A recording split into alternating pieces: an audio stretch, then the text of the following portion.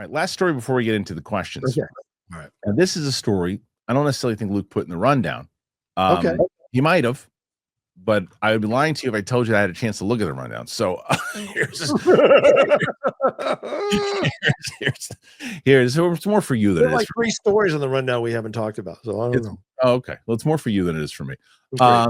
Brian O'Connor returns in Festal. Was this in the rundown? No. Perfect. Things have been very quiet on the Fast and the Furious franchise front since the 10th film, Fast X, opened just over 2 years ago. Development has been underway on Fast 12 for much of that time, a film that expected to reign the prior film's ridiculously bloated $378 million budget, as well as serve as a swan song to the franchise. Though a 2026 release date is planned, there's not been any reveal of production dates as yet. After some months of quiet, though, Vin Diesel showed up at Fuel Fest in SoCal on Saturday to offer a project update. Diesel confirms the project has been delayed, with the title now aiming for the release window in April 2027, when the entire cast will be 83 years old. He confirmed the movie will be taking it back to the franchise's roots, with the action set in Los Angeles. In addition, the late Paul Walker's Brian O'Connor character will reunite with Dominic Toretto on screen. Walker starred with Diesel in the original and appeared in 5 further installments, the latest of which he hadn't quite completed when he was killed in a car crash in 2013. Wow, I can't believe he's been gone for that long. Yeah. Walker's brothers, Caleb and Cody, were hired as stand-ins with Walker's face superimposed over their bodies, either from old footage or as a CG recreation. Those were only short scenes. How will he come back and what extent will he be involved in is not clear. This, to me, seems like where we are going in the future of film. Okay. This to me seems like, hey, do we have AI tools? Can we, and I'm assuming that they're going to say, hey, do we have the permission? Obviously, can we do this tastefully? Can we make this work in the way that we did? Can we make it the Luke Skywalker thing that they did in Mandalorian? Oh, yeah. Can we do that for longer? Can we bring Paul Walker back to do this movie? Now, whether they should is a different conversation. And it'll be part of this conversation, but the first part of it is the tools that they have today, and by 2027 might be scary in how it is going to look, because I'm seeing stuff, dude, now with the AI stuff and the other things that they're doing. I can still make it out that it's AI, but it's getting tough. I just saw this whole thing, and it was, I'd be lying if I didn't tell you it was awesome. Somebody did like a whole Order 66, the whole scene of Anakin and the stormtroopers coming in, and the voice is still robotic and there's no emotion into it, but I guess maybe it's warranted with Anakin. I don't know, but they walk in and it's grueling, and as the music, it's got it. You see the stormtroopers or the clone troopers are burning people alive, and it's but it felt like Order 66. And there's this whole scene that I watched through, and I was like, this is nuts how they're able to do this now. And this is the almost beta version of this stuff. Go watch on TikTok. They have the AI vlogs where they have stormtroopers landing on Endor doing self-vlogs as they're landing and talking about all the shit they're going to have to do for Vader and talking crap about Vader. Then there's ones where it's Moses about to go see Ramses. He's like walking into he's like, hey, it's Moses, guys. I'm walking in to see Ramses. He's going to beg for a release of our people. And it's like, oh my God. Like the uncanny valley is almost gone in some of those AI short clips. And it's really unsettling. But I will say this. Oh, so go ahead. Yeah. No. I was just going to say, so my point is that's with a YouTube channel. If the studio is going to spend money, and they've already spent $360 million in that last movie, which is ridiculous. Is it feasible that that's the point of conversation, is more like we're going to see how they're going to pull this off and how much they're going to put him into this. That's the first part. We'll get into the should they do this in a second, but give me your thoughts about the announcement here that they're doing this. All right. I know that you guys know Viagra. I know you know Cialis, and you probably even tried them. But if you're looking for something beyond just the usual pill, you gotta meet RUGIET Ready. There are other companies that rely on similar ingredients to support the blood flow, but RUGIET Ready is the next-gen prescription treatment designed to help amplify the arousal in the brain and increase the blood flow. So if the usual pills aren't doing the trick, RUGIET Ready could be the answer.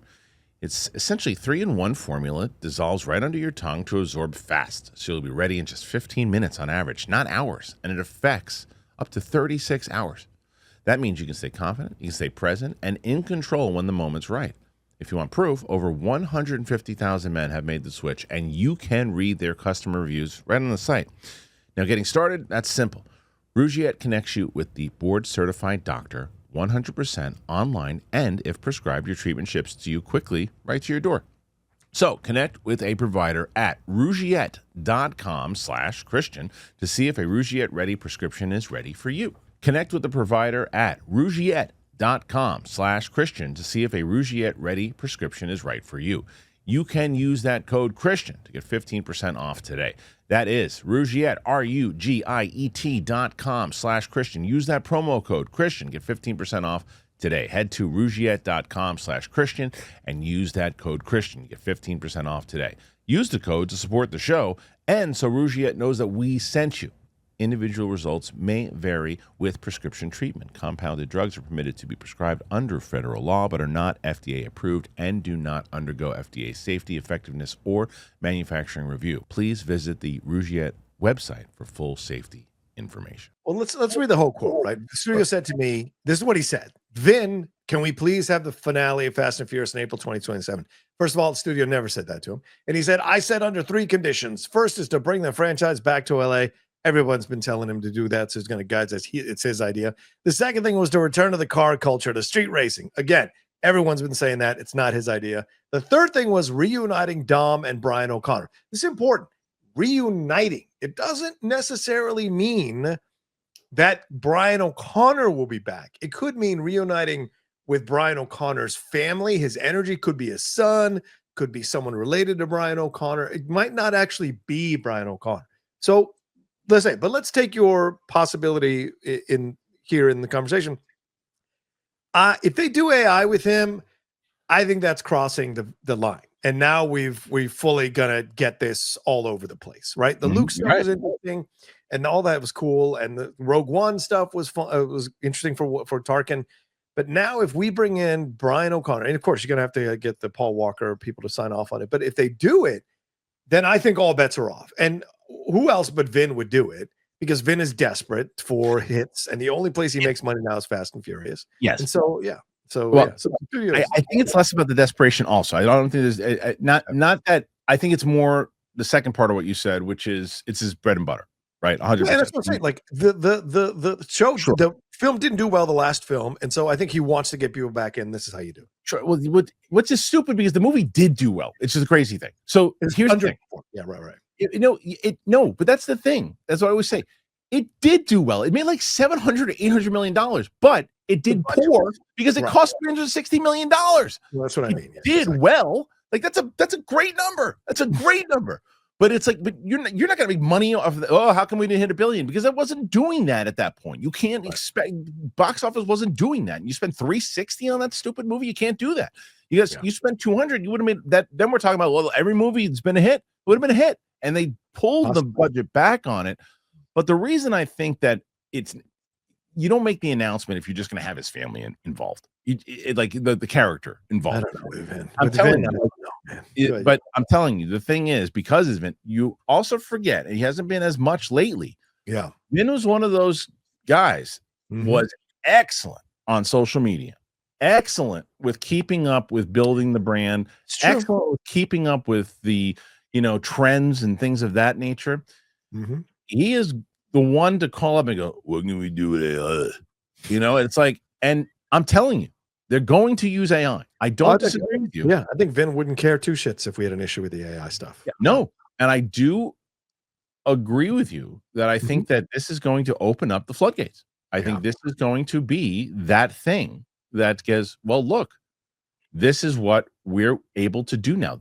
Yeah. To think about what AI was 6 months ago, what it is today. We're talking about this movie coming out in what, 2-3 years? Yeah.